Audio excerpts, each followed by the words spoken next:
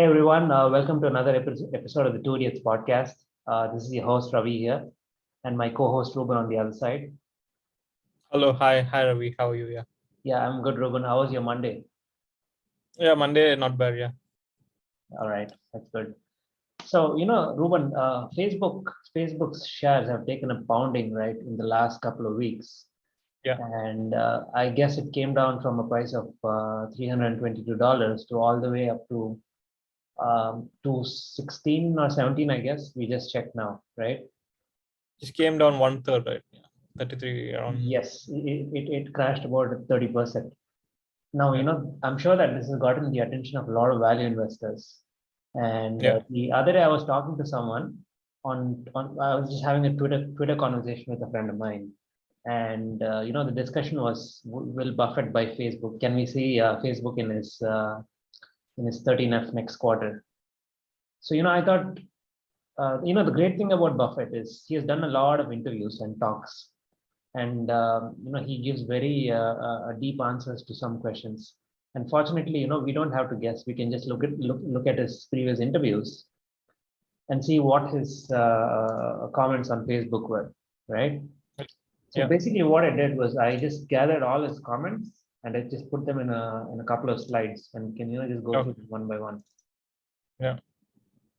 So like the question is, will Warren Buffett consider investing in Facebook/Meta platforms? Yeah. And basically these are think of these as the cliff notes or the summary, right? So Buffett, he's always praised Facebook as a great business, and we'll see why in a few minutes. He calls it an exceptional business. However, he says he ruled out buying a stake because of the company's unclear future. And also Buffett's partner Munger, he also weighed in, and he says, I'm not very happy with their political influence and data collection policies.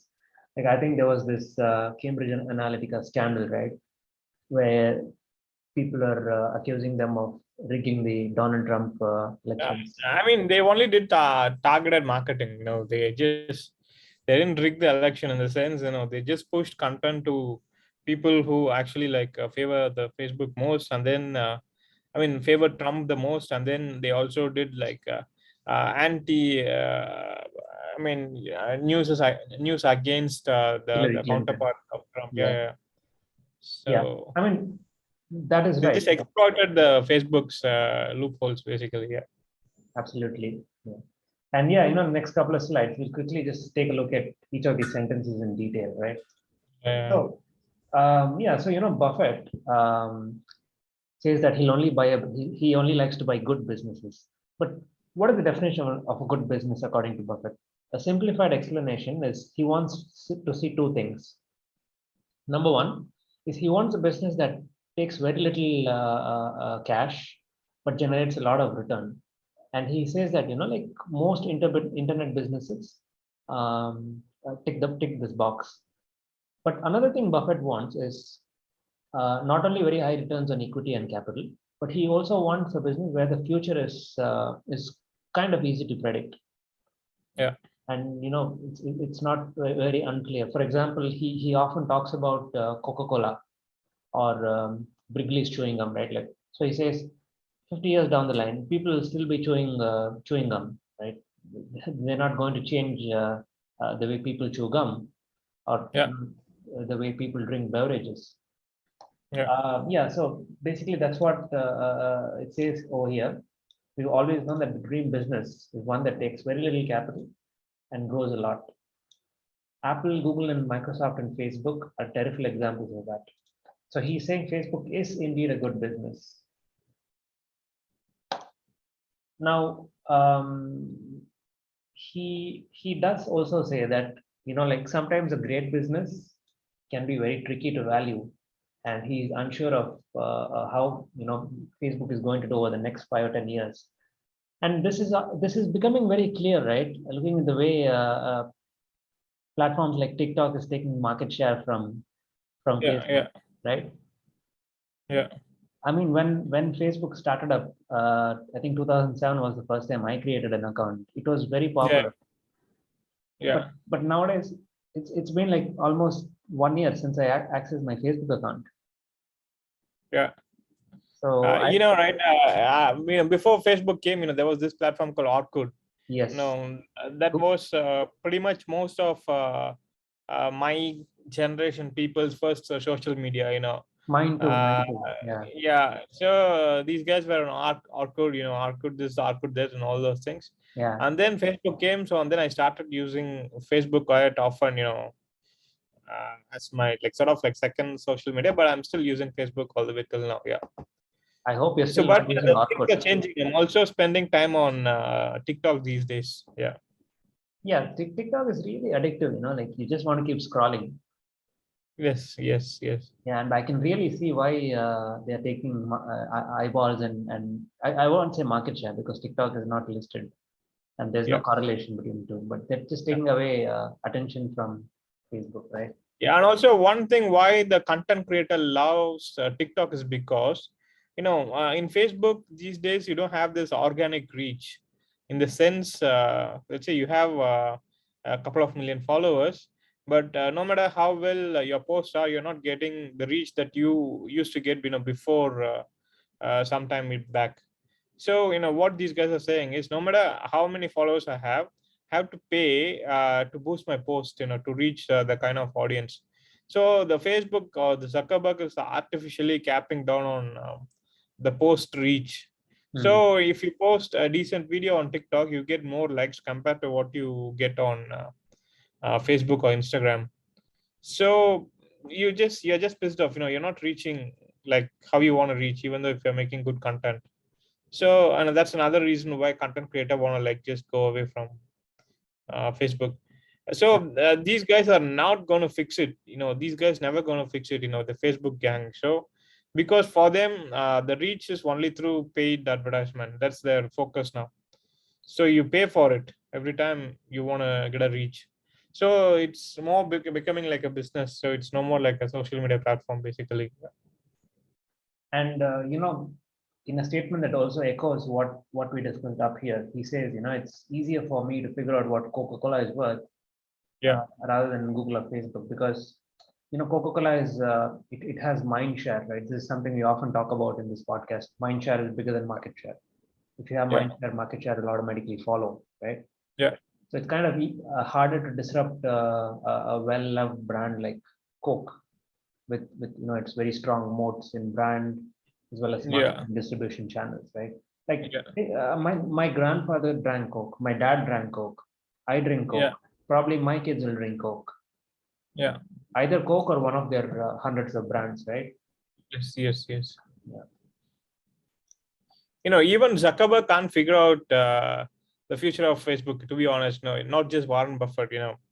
Even the CEO himself, Zuckerberg can't figure out the future of Facebook. So it's pretty much nobody's game, Yeah. Yeah. to forecast a business like Facebook or. But Microsoft is different kind of business. Even Apple, but these kind of app-based businesses are just too hard. Yeah, Correct. in the sense you're just an app on App Store, so those kind of businesses. Yeah. Yeah. I mean, take one of Buffett's. Since you brought up ads, I think it's a good idea to talk about how much Buffett loved newspapers, right, in the 70s and 80s, and he thought Yeah. that newspapers and magazines were wonderful businesses. In fact, he made a big investment in Washington Post, right? And yeah, he eventually sold out. But back then, even Buffett could not have predicted that online marketing would, just very quickly take away market share from traditional newspapers and magazines and TV ads. Yeah. Yeah, that advertising is one industry that's hard to figure out because marketers and advertisers, they're just thinking of newer and newer ways to sell ads, right? Yeah. So actually, like what you said, like when we met at IKEA, so Mm. we have just the 24 hours. Wherever people spend the most of the time is a place to advertise. So these Mm. days, nobody cares about newspapers. Correct. So yeah, the significant portion of our time are spent on like apps. Social So media. apps are the Yeah, place to go. Yeah. Yeah. absolutely. Yeah. Yeah, and this is an interesting statement. So back in 2012, someone asked him, "Hey, look, like let's say Mark Zuckerberg comes to you and he explains the business in detail. then would you consider buying a stake in Facebook? What would you do then? Buffett's reply was, the same. Probably not. I just don't understand it well enough. And I think the subtext here in this sentence is, it's not that he can't understand. I'm sure that Buffett understands how Facebook makes money. It's not rocket science, right? You have, you have so many billions of users. How much is it? Like 2.5 or 3 billion? I don't know the exact number. Yeah, and you just sell ads and you make money off of these ads. So Buffett understands the business, but the subtext here in his reply is he doesn't understand what is going to be the impact to the business 10 years down the line, or will this even exist 20 years down the line? And again, we go back to 2018. So here Buffett kind of knocks the platform, knocks on the platform. He says that, it had a negative influence on the 2016 election. And, I think it was used to suppress voters. And Munger also kind of chimed in saying, the use of social network in flogging and angry idiots to the polls, something we don't like. So I think here they're kind of talking about there's a lack of interest in investing in products that are not beneficial to society or harm society. Like, for example, there was this business in the 1980s, I think, chewing tobacco. So Buffett buys full businesses, right? Like See's Candy and so on. So the owner of this chewing tobacco business, they contacted Berkshire Hathaway, and they spoke to Buffett and they said, we want to sell our business to you guys. So Buffett and Munger went and they looked at the accounting ledgers and spoke to the management, and they realized that like this business had, I think, 80%, 70 or 80% margins, and it was a wonderful business with a strong brand. But in the end, Buffett and Munger said, like chewing tobacco is a product that harms millions of Americans and causes cancer. So no, we don't want to invest in such a business. How about Coca-Cola? It's also the same, but the percentage of people who gets it is relatively lesser compared to tobacco. Yeah, it's like evil on a relative basis, right? Like tobacco causes cancer, but Coke it's like much still sugar. Yeah, it's just sugar water, right? It's not as harmful, and it's not habit forming, right? Tobacco, you can develop chemical dependence and become an addict. Yeah, and Munger pretty much, he has the same kind of thoughts. Like he won't invest in what he doesn't understand, and he says, I don't want to understand Facebook because they're indulging in all this, stupid stuff where they go and rig elections and all that. Those are all the comments I found actually, and there are some links to interviews and stuff, as you can see. I've highlighted here. I just leave the links in the video below. Now, Ruben, what do you think? Like, even though Buffett has said all these things in the past, take the 2000s, for example. A lot of people in the AGMs, they asked him, why aren't you buying tech stocks? So Buffett's answer always used to be, I don't understand technology. I don't know what the future will be like. But in 2016, he surprised everyone by going and buying into Apple. So for him, any and every stock is a buy at the right price. So, like, what price would you buy Facebook at? I mean, it is not what price, right? It is like, what is the future for this company going to be like?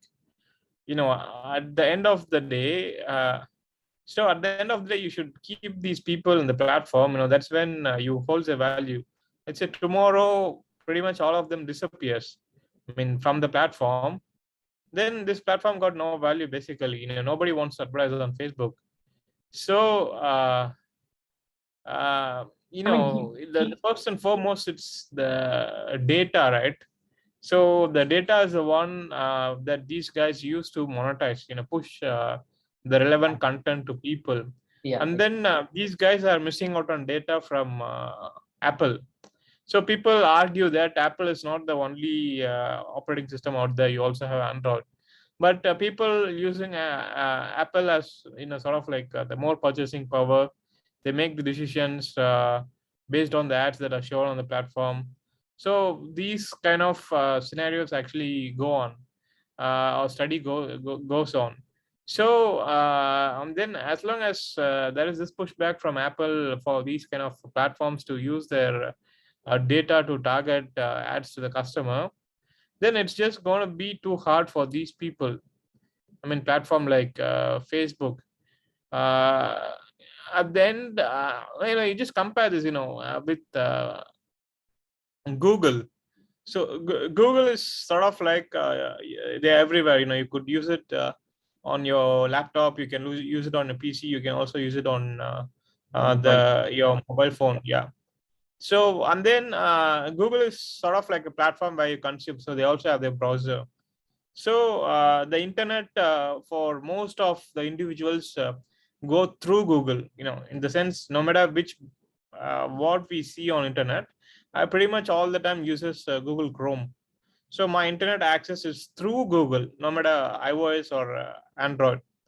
So these guys have the strong foothold on this search engine, which actually acts as the platform basically. But that's as efficient as possible. uh, you know they give you the right suggestions for the search that you're making. You want to go to TikTok, Google can take you to TikTok. Google can take you to Facebook. So all the search starts from there. But for Facebook, it's like it's a place where you want to go and chill, basically, right? Google is a place where you want to go do some research, but Facebook is a place where you want to go chill. What this guy is doing, what that guy is doing. Sometimes we also read relevant news on Facebook, but yeah. So and then the place you want to chill these days changing. Basically, people are spending more time on Netflix, TikTok, those kind of platforms compared to like Facebook. So yeah, I mean, I don't want to buy Facebook at any cost, basically. Okay. So you know yeah. Okay. So and then Fair these enough. guys, all the while, and after all these things, you want to spend money on building the towers. You just want to build the cartoon. You just want to reinvent the gaming industry.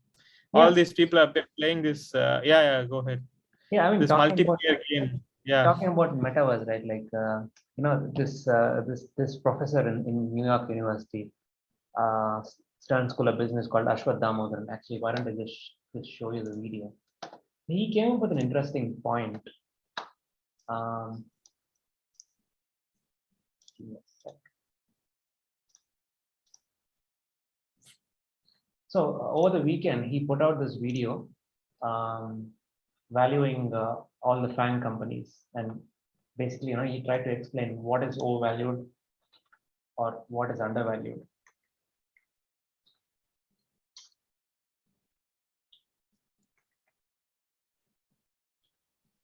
What I personally feel is what these big techs are doing is, so they just want a Facebook to burn money and see how successful it gets. Mm. Then these guys will launch the cream of the crop. Basically, that's what Microsoft always do, right? So the Microsoft saw, Facebook is picking on the Steam, and then they saw that LinkedIn is building a similar platform but for professionals, Yeah, and then they felt that it will be good to add them. Yeah, it's correct. and then just Yeah, added. Microsoft is always like that. They are shameless cloners. They go and just buy or copy products and Yeah, services that are popular. Yeah. yeah. So this is the video I was telling you about. The title is "End of an Era or Temporary Setback," revisiting the FANG stock. So basically, the idea is he valued all the FANG stocks back in 2020, and now Okay. he's going and revisiting the valuation numbers and Yeah. seeing how they've changed.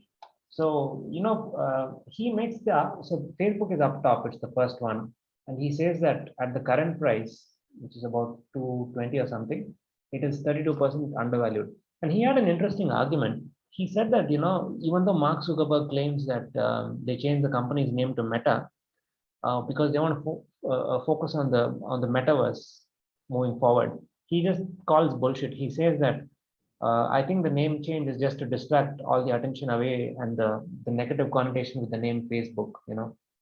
So Facebook has been dragged to Congress and other U.S. Congress and other governments around the world, right? So now Facebook has like a negative aura around it.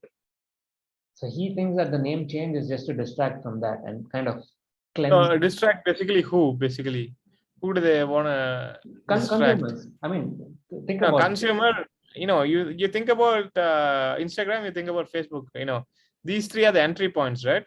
So the meta is something that's visible only to the traders, investors, business analysts, governments, and all these companies. But for us, Facebook is still Facebook. You go facebook.com, right? It's WhatsApp. Yeah, but WhatsApp. yes, but now Facebook.com is one of the products under the Meta platform brand. So But they want to nobody change. cares. No, we don't care, right? We don't care because No, you do know we really this. care? I mean, Yeah, we we know don't. this. Yeah, we don't care because you know this. But 10 years down the line, right? Probably Yeah, someone who is 15 years old at that point, they're not going to yeah. know the history and all that. So he says that is what they're betting on. For the 15-year-old guy who's coming to Meta, if he feels that his father is also on the platform, he's just not going to be comfortable posting his life stories on the platform. So at the end of the day, the story is what is the history of this product, and then who are on this platform. If they see that their friends are in this platform, then these guys will come and interact. But all these people think that, okay, so you just take 100 people in a school. Hmm. These guys are talking, and then suddenly one guy says that, okay, so my father was also on the same platform, and then he saw this post from me, and then he scolded me for this one. Then if this guy spreads this information, Hmm. people want to move away to another platform that offers them this privacy, all these things, and then they just look for something that is new. So this is the life cycle of any social media platform. Okay. So the name changing is not going to help anyone. I mean, in the sense, uh, yeah. So now he calls it itself Meta, and then he invests money on promoting Meta with different avatars. But you have to see from the fundamental user perspective, like the 15-year-old guy who joins the platform, then what is the experience he gets? Hmm. The experience is his father scolding him for posting a post. Then yeah, that's not going to work, in the long run. Yeah. Yeah, so the idea is they want to call the overall company Meta, but the platforms will, Yeah. like they'll be under individual names. Like Facebook is now Facebook Blue, Instagram is Yeah. separate, Reels is separate, WhatsApp is separate. So that's the idea moving forward. But anyways, he says that I mean Ashwath Damodaran says that even though people claim that TikTok is taking away eyeballs and the Apple IDFA regulations are reducing revenue. He says that at this price, basically everything is baked in. Everything and more is baked into this price. So it's pretty undervalued. That's his bet. And he just claims at the end of the video that he started buying Facebook. Yeah. So I just thought it was interesting to share. Anything else you'd like to add? I mean, that is what Buffett says, right? You should see from Buffett's perspective. What this guy is doing is he just showing all these numbers. But Buffett says that, oh my God, yes, I love these numbers. But for Buffett, what is the future going to be like 10 years down the line? I mean, that is his perspective. Yeah. And then that is uncertain for Facebook. So, I mean, and this guy is not seeing that, he chooses to see these numbers. So No, there is difference between comparing these guys' analysis and Buffett's analysis. no, Yeah. he's not just a numbers guy, Ruben. Like, so basically, Yeah. what this guy does is, so he'll go and update his models every quarter, and if he Okay. sees that his story was wrong, or Facebook's strategy is changing completely, then he just sells out. For example, he sold out when they changed the name to Metaverse. He says that in his experience, whenever a company changes its name, it usually means that they're not telling you the truth and it's something else that is causing the name change. So he sold out of Facebook in the 320 to 340 range, I think. But now that it has come back to much more reasonable valuation, he's saying everything and more is priced in, and there's like un unwarranted fear. So I'm going to buy in at this price. I mean, take Buffett's Apple example also. Like in 2016, revenue was dying, And people are just calling it yet another hardware company, and Samsung and Huawei and Xiaomi are just taking share from Apple. So, we don't know how the future is going to be like.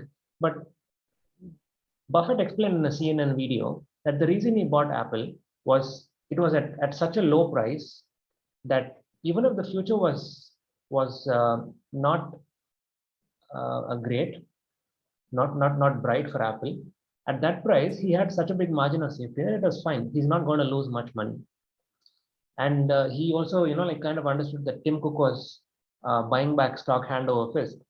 So he thought, this is a good bet to make, even if cash flows are falling in the future. Tim is taking out a part of the float. He's getting rid of the float. So I will still get to earn more and more part of the cash flow. So that was the reasoning for Buffett. Yeah, actually, I could be wrong, but like what Buffett says, you just invest in business that you are comfortable holding. Yes. So yeah, that's the thing. If you're comfortable, just go ahead. Correct. But we just take the fundamental reasoning, like how a 15-year-old feels to post on Facebook compared to TikTok. And then wherever he feels comfortable is where the future is basically. So yeah, probably they will do good. And then but we just have to see. Yeah, we are wait and watch. Even I'm not inclined to buy at this price. If it goes to a price below 200, I'll probably start thinking about it. Yeah, I mean, you rightly point out, you just don't know how the future is going to look, and you need such a big margin of safety in the price that even if the future is terrible, you either make a small profit or you don't lose much in your investment. It's all about valuation, right? Yeah. Anyways, guys, I hope you had fun listening to this conversation. Please leave your comments below. And if you want us to analyze and break down any other stocks like this, we'd love to hear it. Leave your comments in the comment section below. As usual, like, subscribe, and share. And have a great week ahead. Thank you. Bye. Thank you. Bye.